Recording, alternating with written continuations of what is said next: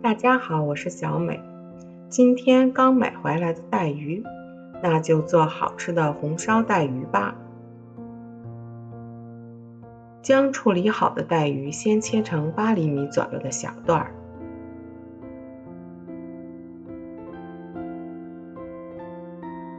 然后在背部的两面用刀轻轻地划开。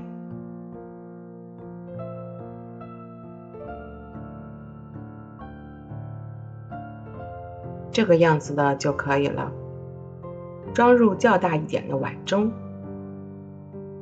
再将葱切成斜片，生姜切成薄片，装入碗中。再加入胡椒粉、少许的盐、1勺生抽、1勺料酒，用手抓均匀，腌制10分钟。再切一些葱片，装入碗中备用。然后再切一些姜片，装入碗中备用。适量的蒜瓣切成蒜片，装入碗中备用。红辣椒切成小段，装入碗中备用。再来调一个料汁，碗中加入少许的盐、1勺生抽、1勺陈醋、半勺老抽、1勺料酒、2勺番茄酱，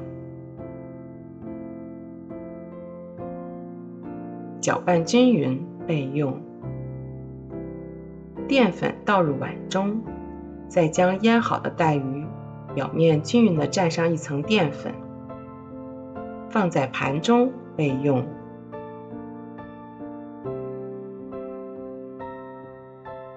锅中多倒些食用油，油热后放入带鱼段，先不要翻动，改中小火慢煎，一面定型后翻面，煎至两面略微焦黄就可以了。像这个样子的，全部煎好后夹出，再将余下的也全部煎好。锅中加入少许的食用油，加入切好的葱、姜、蒜和红辣椒段，翻炒出香味，放入带鱼段，再将调好的料汁也加进来，最后加入清水，水深没过鱼块，盖上盖子，大火煮开，改小火炖10分钟，10分钟后改大火收汤。这样做出的带鱼味道鲜美，一点也不会感到带鱼的腥味。炸的酥脆的带鱼表面还包裹着1层酸甜的料汁，味道也是非常的浓郁。汤汁略浓稠时就可以关火了。装盘后再撒入汤汁，红烧带鱼就做好了。虽然经过油炸，但是吃起来一点也不觉得油腻，还可以当做下酒菜，搭配米饭吃也是非常不错的。如果你喜欢，也来试试吧。我是小美，喜欢我的视频就关注我吧，谢谢您的支持。